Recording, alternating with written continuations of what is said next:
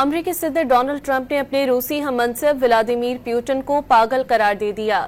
तफसीलात के मुताबिक मास्को की जानिब से यूक्रेन पर बड़े और मोहलिक ड्रोन हमले के बाद अमरीकी सदर ने रूसी हममनसब पुतिन को क्रेजी करार दे दिया।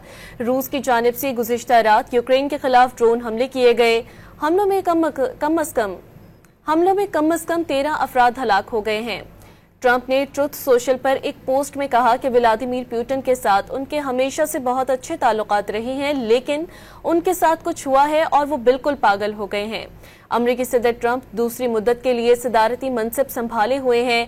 मुख्तलिफ ममालिक सरबराहान के खिलाफ ट्रंप के जारहाना इक़दामात और सख्त रिमार्क्स आलमी मीडिया की तवज्जो का मरकज बने रहते हैं।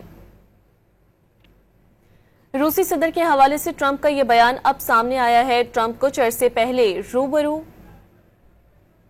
मुलाकात में यूक्रेन के सदर ज़ेलेंस्की को रूस यूक्रेन जंग का जिम्मेदार ठहरा चुके हैं।